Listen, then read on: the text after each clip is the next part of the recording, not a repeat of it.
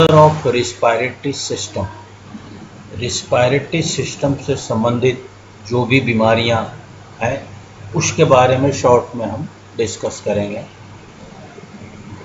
तो बीमारी को समझने से पहले ये ज़रूरी है कि आप लोग जो रिस्पायरेटरी सिस्टम के एनाटॉमी बताया गया है, यानी कौन कौन से रिस्पायरेटरी सिस्टम है उसके बारे में जानकारी होना आवश्यक है। तो आप बीमारी को बहुत ही इजी वे में आसानी से समझ सकते हैं। तो सिंपल ये है कि हम लोग सभी पढ़ चुके हैं कि हम जो सांस लेते हैं वो नेजल नॉस्ट्रिल से होता हुआ नेजल चैम्बर से नेजल कैविटी से होता हुआ नीचे की ओर नेजोफेरिंग्स, फिर ऑरोफेरिंग्स, फिर यहाँ लैरिंग्स हो गया, और लैरिंग्स के बाद जो है ट्रैकिया आता है। ट्रैकिया से दो ब्रांचेज हो गया, ब्रोंकस ब्रोंकाई कहा जाता है, और इसका जो है अनेक सब ब्रांचेज होके अल्टीमेट ब्रोंक्यूल्स, और फिर जो है अल्वियोलाई यानी एयर सैक। तो ये सिंपल रूट है जो कि आप सब एनाटॉमी ऑफ रिस्पायरेटरी सिस्टम में पढ़ चुके हैं। तो पहले जो हम डिसऑर्डर को डिवाइड करेंगे वो दो भाग में डिवाइड करेंगे।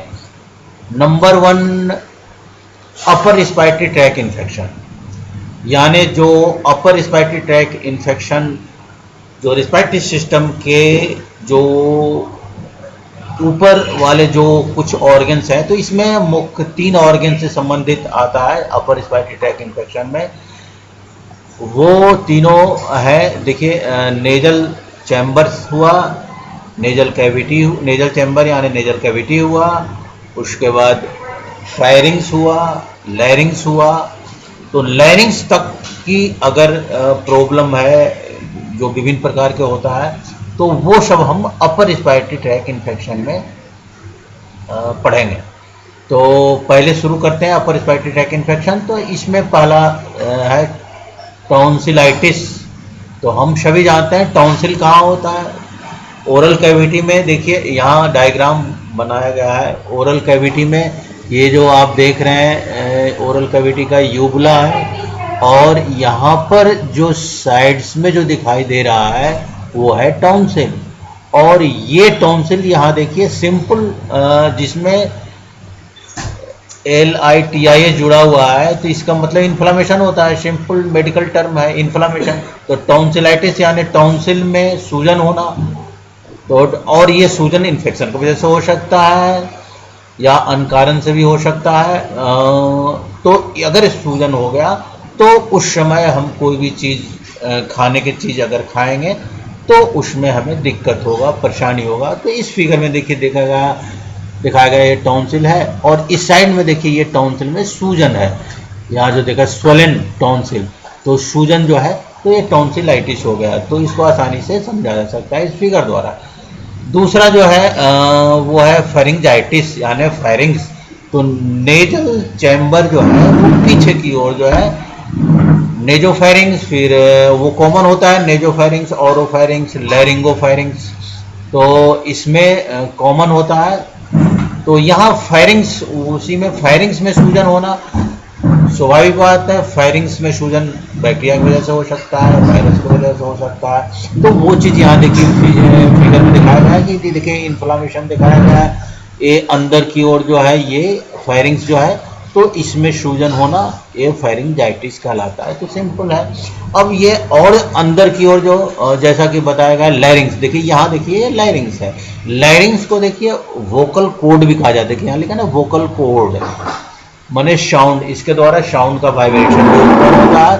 और ये जो है विभिन्न प्रकार के कार्टिलेज बोन द्वारा घिरा हुआ रहता है। विभिन्न प्रकार के यहाँ देखिए थायराइड कार्टिलेज है, क्राइकॉइड कार्टिलेज है, और भी अन्य एरिटिनॉइड कार्टिलेज है, और भी अन्य कार्टिलेज द्वारा घिरा हुआ रहता है।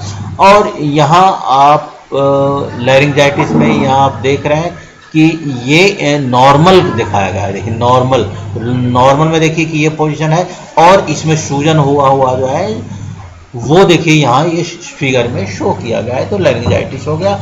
यहीं पर नेजल चैम्बर में रीनल प्रोसेस होता है। तो रीनल प्रोसेस में सूजन होना वायरल के वजह से, तो उसको कहा जाता है सर्दी जुकाम, जिसको बहुत कॉमन कोल्ड कहा जाता है। तो ये भी जो है, ये सब जो है डिसऑर्डर जो है वो अपर रिस्पायरेटरी ट्रैक्ट से संबंधित हुआ। अब यहाँ जो दूसरा जो मेन पार्ट है, lower respiratory tract disorder. Lower respiratory tract disorder, यहाँ में देखिए इस फिगर में भी आपको बताया गया है, इस फिगर में बताया गया है यहाँ पर कि देखिए ये सारे नेजल कैविटी और ये जो है फायरिंग्स, लैरिंग्स, यहाँ देखिए फायरिंग्स का शो किया गया और नीचे की ओर देखिए लैरिंग्स शो किया और लैरिंग्स सीधे ट्रैकिया में चला गया, कंटिन्यू होता है ट्रैकिया में। तो देखिए यहाँ लैरिंग्स तक जो पार्ट जो हम अभी बताएं वो अपर रिस्पायरेटरी ट्रैक है, तो ये समझने के लिए है अपर रिस्पायरेटरी। और फिर ट्रैकिया से अब हम पढ़ रहे हैं लोअर रिस्पायरेटरी ट्रैक डिसऑर्डर। तो इसमें जो है आप देख रहे हैं कि ट्रैकिया, तो ट्रैकिया से संबंधित, उसके बाद ब्रोंकाई जो दो हुआ, ट्रैकिया दो भाग में बढ़ता है, राइट और लेफ्ट ट्रैकिया, और उसके बाद लंग्स से संबंधित। तो ये चीज़ें जो है वो जो है लोअर रिस्पायरेटरी ट्रैक्ट इन्फेक्शन है। तो इसमें शुरू जो करते हैं अस्थमा, दम्मा इसको कहते हैं। तो ये सभी बहुत ही कॉमन बीमारी है। तो इसमें क्या होता है कि जो air sac, bronchioles, air sac, तो ये सब का जो ट्यूब जो है वो सकरा हो जाता है, ल्यूमेन जो है छोटा हो जाता है, सिकुड़ जाता है। तो इसलिए देखिए इसमें लिखा गया स्पाज्मोडिक कॉन्ट्रैक्शन, स्पाज्मोडिक कॉन्ट्रैक्शन। और ऐसा क्यों होता है? तो क्योंकि बहुत सारे एलर्जन कहा जाता है वो पदार्थ जो कि एलर्जी उत्पन्न करता है, एलर्जन कहलाता है। तो ये डस्ट भी हो सकता है, पोलन हो सकता है, मोल्ड, या बहुत सारे फूड, कुछ फूड भी जो है दमा के पेशेंट अगर जो होते हैं तो वो कोई विशेष प्रकार के फूड लिए तो एस्थमेटिक अटैक शुरू हो जाता है। तो ये सारे जो है इनके वजह से क्या होता है, स्पाज्मोडिक कॉन्ट्रैक्शन होने लगता है और श्वास लेने में दिक्कत परेशानी होती है। तो वो यहाँ फिगर में आप देख रहे हैं कि किस तरह से जो ये ट्यूब जो होता है ब्रोंकियोल्स और ब्रोंकियल ट्यूब एयर शैक का, वो देखिए नॉर्मल में दिया हुआ है। तो देखिए खूब अच्छी तरह से जो है ओपन शो किया गया है, तो यहाँ कोई दिक्कत नहीं, कोई परेशानी नहीं। लेकिन जब एस्थमेटिक अटैक होता है तो उसके देखिए ब्रोंकियोल जो है वो ट्यूब जो है देखिए इस कारण से सकरा हो गया, पतला हो गया, सिकुड़ गया, तो जिसकी वजह से सांस लेने में दिक्कत होता है, बहुत ज़्यादा परेशानी होता है। तो इमीडिएट इमरजेंसी की आवश्यकता पड़ती है।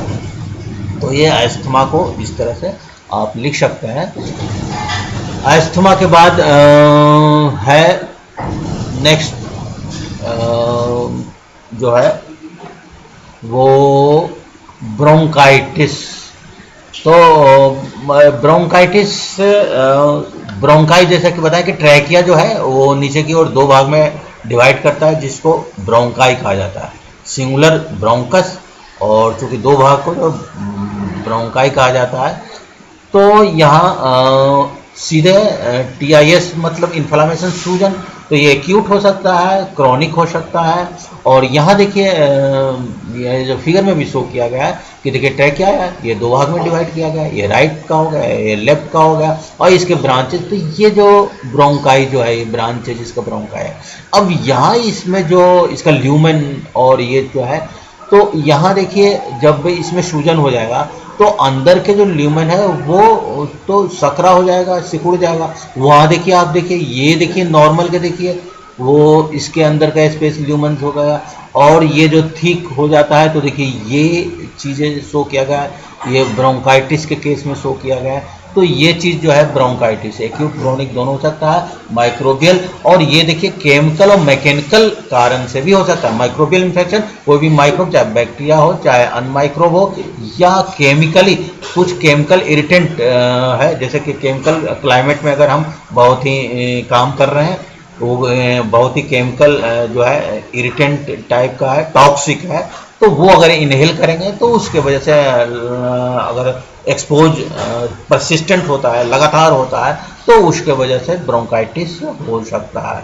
तो ये तीनों ही रीजन है, इन्फेक्शन है, मैकेनिकल कारण हो सकता है, ब्लॉकेज हो जाए उसमें कहीं तो मैकेनिकल कारण हो सकता है, केमिकल कारण हो सकता है, इन्फेक्शन हो सकता है। अब हम बहुत ही कॉमन ये भी है निमोनिया। ये जो है एक्यूट माइक्रोबियल इन्फेक्शन है, जो कि यहाँ निमोनिया का ये एक्यूट माइक्रोबियल इन्फेक्शन है। अब एक्यूट माइक्रोबियल इन्फेक्शन, अब ये निमोनिया जो है इसमें जो है इन्वॉल्वमेंट जो विशेष रूप से होता है वो सबसे जो टर्मिनल भाग जो होता है ब्रोंक्यूल्स का एयर सैक कहलाता है, जिसको अल्वियोलाई कहा जाता है। ये देखिए यहाँ शो किया गया है एयर सैक। तो अगर एक तो इसके अंदर जो इंटायर लोब जो होते हैं, अगर टोटल इंटायर लोब अगर इसमें सम्मिलित होता है इन्फेक्शन में तो उसे लोबार निमोनिया कहा जाएगा। देखिए सिंपल है, इंटायर लोब अगर इन्वॉल्वमेंट का मतलब सम्मिलित हो जाता है इन्फेक्शन, वहां तक पूरे लोब तक फैल जाता है तो लोबार निमोनिया कहा जाएगा। और कंटिन्यूअस ब्रोंकाई भी मतलब ब्रोंक्यूल से लेकर ब्रोंकाई तक, ऊपर ब्रोंक्यूल तो टर्मिनल भाग हुआ, ऊपर की ओर ब्रोंकाई, तो उसके ब्रांच तक अगर इन्फेक्शन पहुंच गया तो सिंपल ये है ब्रोंको निमोनिया। तो ये चीज दोनों दिखाया गया है, ये दोनों फिगर इसी दिखाया गया। पहला फिगर ए है, तो ए में जो है ब्रोंको निमोनिया, देखिए ये लिखा है ब्रोंको निमोनिया, और बी में जो है वो आपको दिखाया गया है लोबार निमोनिया। तो इस तरह से दो टाइप इसमें सब टाइप आप डिस्क्राइब कर सकते हैं। नेक्स्ट बोलो ब्रोंकिटेसिस।